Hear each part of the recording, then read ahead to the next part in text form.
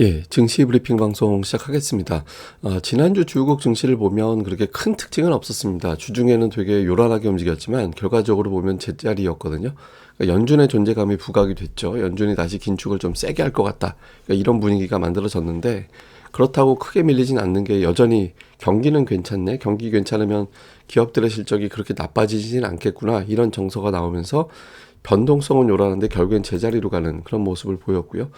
그리고 주요 금융지표도 보면 연준 이슈가 부각되니까 달러와 국채 금리가 올라가긴 했는데 뭐 엄청나게 폭등한 정도는 아니었고요. 근데 어쨌든 긴축이 세질 것 같으니까 수요 우려가 되면서 국제유가는 빠졌고, 그런데 재료 대비 미증시는 거의 변화가 없는, 그런 형태를 보였습니다. 그러니까 요란한 거에 비하면은 뭐 거의 제자리였다, 이렇게 볼 수 있겠고, 그 요란함을 자극한 거는 또 주요 어떤 물가 관련된 지표였죠. 미국의 고용지표 잘 나오기 시작하고 그 다음에 생산자 물가지수, 소비자 물가지수, 하여튼 나오는 지표 족족 다 이거 물가가 심상치 않은데, 이런 어떤 우려를 하게 되는 그런 계기가 됐잖아요. 그래서 이런 부분들이 좀 어필이 된 데다가 특히 이제 로레타 메스터와 제임스 블러드, 이 두 사람이 0.5%포인트 이야기를 하면서 시장이 한번 크게 요란하게 밀리는 그런 모습을 보였죠. 근데 결과적으로 두 사람은 올해 투표권이 없거든요. 그러니까 투표권이 없는 두 사람이 매파예요. 이 사람들의 발언을 투자들이 그렇게 크게 심각하게 받아들였나?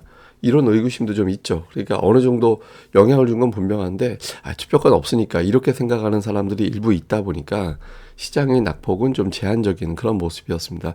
참고로 이번 주 일정은 라파엘 보스틱, 필립 제퍼슨, 그다음에 이제 제임스 블러드 일정이 있거든요. 그러니까 23일에, 근데 이제 두 사람, 한 사람 비둘기, 중립 매파. 그러니까 이번 주 구성은 또 골고루 나눠져 있어요. 이제 블러드가 이제 24일에 일정이 있는 게 특징이긴 하지만, 그 전에는 비둘기나 이제 중립적인 인사의 일정이 있는 것도 이제 조금 시장에서는 연준 부담을 약간은 덜어주는 그런 일정일 수도 있을 것 같습니다. 근데 말 나온 김에, 그러니까 물가가 도대체 어떻게 돌아가고 있길래 이렇게 되는 건가? 그러니까 전체적인 물가 지표는 계속 내려가고 있잖아요. 좀 완만해져서 그렇지 내려가고 있거든요. 근데 문제는 이 파란색 선이 계속 올라가고 있죠. 파란색, 이게 서비스 부분입니다. 그러니까 서비스가 계속 올라가고 있잖아요. 서비스 중에서 뭐가 그렇게 많이 올라가고 있나 봤더니, 보시다시피 이게 주거비용, 이 파란색 선이 주거비용이거든요. 그러니까 주거비용, 임대료죠. 쉽게 얘기해서 임대료가 계속 올라가면서 이게 이제 결과적으로 이제 물가에 발목을 잡는, 그러니까 인건비 플러스 임대료, 요게 이제 시장에서는 가장 CPI에 발목을 잡고 있는 사안이다, 이렇게 보고 있거든요. 근데 이게 그래도 그럼에도 불구하고 시장이 좀 덜 빠진 이유가 있습니다. 이게 뭐냐면 미국 임대료 가격 추이거든요. 지금 이미 떨어지고 있어요. 작년도부터 떨어지고 있는데, 임대료 가격이 떨어진다라고 해서 지금 CPI에 바로 반영되질 않습니다. 이게 왜 그러냐면 시차를 두거든요. 임대 계약은 12개월 단위로 체결이 되잖아요. 그러니까 그 이전에 굉장히 올라가던 추세에서 계약 체결이 됐던 사람들이 아직도 그 비싼 임대료를 내고 있는 단계이기 때문에, 이게 완벽하게 떨어진 이제 단계에서 물가에 기여를 하기 위해서는 보통 이제 어떤 사람들은 뭐 12개월 걸린다, 어떤 사람은 19개월 걸린다, 하여튼 시차가 이제 난다라는 게 대부분의 어떤 분석이거든요. 그러니까 이게 이제 올해 봄 넘어가게 되면 떨어지기 시작한 임대료가 반영되기 시작합니다. 그러니까 이번 CPI가 높게 나오는 것도 1, 2, 3월 넘기고 나면 4월부터는 떨어질 거야, 그러니까 이렇게 보는 시각이 있거든요. 그래서 막 이렇게 공포스러운 뉴스가 나와도 그래도 그나마 좀 덜 빠지는 거는 4월 이후에 이제 CPI는 다시 떨어질 것이다, 이렇게 보는 시각이 있기 때문에 그나마 좀 덜 빠지는, 그런 이유로 작동을 했다. 요 정도 우리가 이제 기억을 해야 될 것 같습니다. 자, 주요 차트를 보면 코스닥이 지금 7주 연속 올랐거든요. 코스닥 7주 올라간 거, 요때 이제 8주 연속 올라간 적이 있는데 그때 이후에 이제 처음이거든요. 과연 더 올라갈 수 있을까? 코스닥이 9조 원, 하루 평균 거래 대금이 9조 원입니다. 그러니까 돈이 들어온 건 사실이죠. 그래서 끌어올리는 힘이 좀 생긴 거는 다행인데, 이제 근데 이제 8주 9주 이렇게 계속 올라가긴 좀 어렵거든요. 그래서 이번 주에 과연 올라갈 수 있을지 요거 좀 봐야 될 것 같고, 반면에 코스피는 막혀 있잖아요. 코스피는 제가 2470을 조금 버거운 자리로 계속 말씀드렸던 게 요것 때문이거든요. 그러니까 60월 선을 시원스럽게 돌파 못합니다. 매번 돌파 시도는 하는데 돌파하지 못하거든요. 근데 요게 좀 주의 깊게 봐야 되는 게, 이게 지금 주봉입니다. 주봉 봐서는 뭐 양봉 하나로 나머지 견디는 것 같이 보이는데, 요 주봉은 다르죠. 깨지고 내려가 버렸어요. 이게 뭐냐면 달러 차트 주봉이거든요. 그러니까 환율이 급등하면서 외국인들 입장에서는 코스피가 되게 많이 빠진 상태로 돼 있는 거예요. 그래서 근데 만약에 여기서 환율이 더 올라가 버리면 외국인들이 지금은 매수를 줄인 거 정도로 가지만 매도로 바뀔 가능성도 있거든요. 그래서 이번 주 정도에 환율이 어떻게 되는지, 그래서 이 달러 차트가 여기서 돌아서 주지 않으면 이제 조금 위험한 자리로 갈 수 있어서 예, 환율이 좀 안정되는지 여부도 이번 주는 잘 봐야 될 것 같습니다. 자, 종목들별로 보면 미증시에서는 테슬라가 6주 연속 올라가면서 나스닥을 플러스로 돌리는 그런 역할을 했고요. 그다음에 자동차주가 강합니다. 미국에서. 우리나라에서도 최근에 자동차주가 괜찮았잖아요. 그다음에 의류, 폴로 랄프로렌 이 종목도 강했고, 그 외에는 뭐 맥도날드 같은 이제 뭐 흔히 얘기하는 이제 방어주, 가치주들의 움직임도 조금은 괜찮은 모습이 나오긴 했는데, 어쨌든 전체적으로는 테슬라가 여전히 셌다. 그 다음에 자동차주가 강했다. 뭐 이런 게 이제 특징적인 모습이었고, 에너지주가 이제 급락한 거, 대번 에너지가 이제 실적 때문에 좀 급락을 한 게 특징이었고요. 우리 증시에서는 철강주가 제일 셉니다. 지금 코스피에서는 철강주 세고, 다음에 자동차주가 괜찮았고, 그러니까 IT 대형주들은 좀 주춤하고, 뭐 이런 형태로 보이는 게 이제 특징이었고요. 금리 이슈인데 금융주가 이제 국내외 증시에서 그렇게 아주 존재감을 보이고 있지 못하거든요. 어쨌든 철강이 제일 세다. 코스피에서는. 코스닥 쪽에서는 뭐 게임주, 이제 가상화폐 이슈 때문에 이제 게임주가 굉장히 강하게 움직였고, 그 다음에 에코프로 같은 2차 전지주가 여전히 강했습니다. 그 다음에 이제 못난이 주식들, 뭐 BH, 이녹스 첨단 소재 이런 그 고점 대비 되게 많이 빠져있던 종목군들 중에서 일부가 살짝 돌리는 그런 모습이 나왔고, 반도체 관련주들이 산별적으로, 그러니까 AI 반도체, 뭐 시스템 반도체 이런 쪽으로 분류가 되는 종목들이 상대적으로 강하게 움직이면서 다른 반도체주들도 조금 끌어올리는 네, 그런 모습 나온 게 특징이었습니다. 자, 증시 수급을 보니까 외국인들은 매수를 줄이고 있죠. 주간 단위로 2조 5천억까지 샀다가 8천억으로 줄었다가. 근데 어쨌든 매수 기조는 유지하고 있는데 480억 지난주 매수했거든요. 근데 삼성전자만 3천억을 넘게 샀어요. 그러니까 전차 군단 매수가 되게 강했거든요. 그래서 이쪽에 매수를 하고 나머지는 거의 다 매도하는 쪽. 그러니까 골고루 매수하다가, 그러니까 삼성전자를 제일 많이 사긴 했지만 나머지도 골고루 매수하다가 나머지는, 그러니까 환율이 올라가면서 나머지는 그냥 매수를 안 해버리고 삼성전자하고 자동차 쪽에 집중하는 그런 형태를 보인 게 지난주 외국인들의 특징이었고요. 근데 여기서 만약에 환율이 더 올라가 버리면 요 그래프가 밑으로 내려갈 가능성도 있습니다. 그러니까 글로벌 자금 동향을 봤더니 요 이제 벽돌 색깔이 그 주식인데, 어쨌든 위에 올라가 있던 게 밑으로 내려왔잖아요. 글로벌 주식형 펀드는 이제 유출이 됐습니다. 유출됐는데 이제 대부분 다 북미 쪽이라 이제 실흥시장 쪽은 유입이 계속 되고 있거든요. 네, 계속 유입되고 있죠. 그러니까 보시면 채권 쪽은 이제 유출로 바뀌었지만 주식 쪽은 유입으로 되어 있거든요. 그리고 아시아 쪽에서도 보면 한국은 계속 매수해요.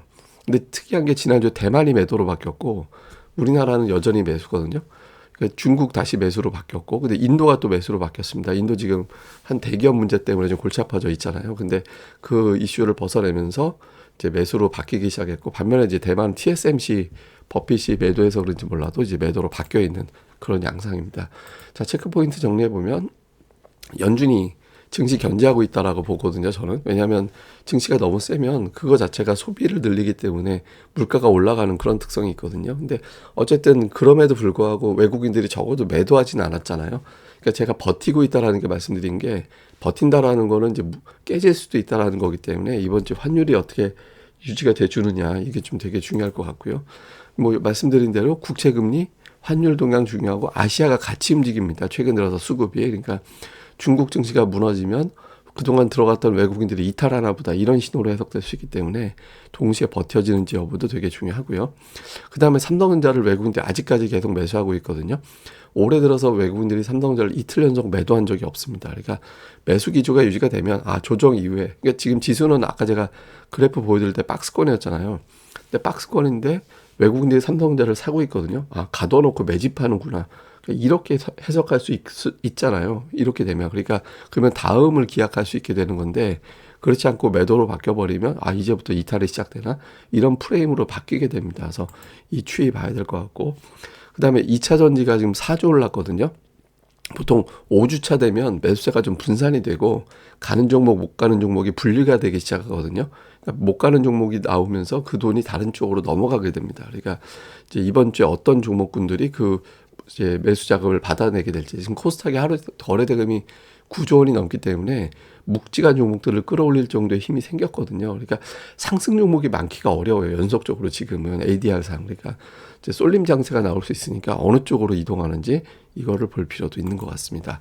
자, 그리고 제가 어저께 카페도 올리고 텔레그램에도 보내드린 건데 코스닥이 7주 이상 연속으로 올라간 사례를 봤거든요. 그러니까 2주는 당연히 빠질 확률이 높아요. 왜냐하면 상승이 멈췄다는 얘기는 그 다음 주에 하락했다는 얘기니까 한두 주 정도는 이제 마이너스로 잡히게 될 가능성이 높죠. 근데 어쨌든 통계를 봤더니 저는 이제 더 주목하는 게 4주인데 4주를 봤더니 뭐 그렇게 크게 등락이 나오진 않았거든요. 그 통계를 보면 대략적으로 상승이 멈추면 한두 주 정도는 이제 빠진다. 그 다음에 3, 4주 정도에는 그걸 또 복원하는 시도들이 있었다. 그래서, 이제 상승이 멈추고 나면 한 달 정도는 이제 주가가 이게 시원하게 연속적으로 쭉쭉 올라가기는 좀 어렵고 조금 조정 보였다가 그 다음에 회복하는 그런 형태를 보이는 게 특징이었습니다. 그러니까 이 상승이 멈추고 나면 한 두 주 정도는 좀 고전할 수도 있다. 요 정도 우리가 이제 염두는 해둬야 될 것 같습니다.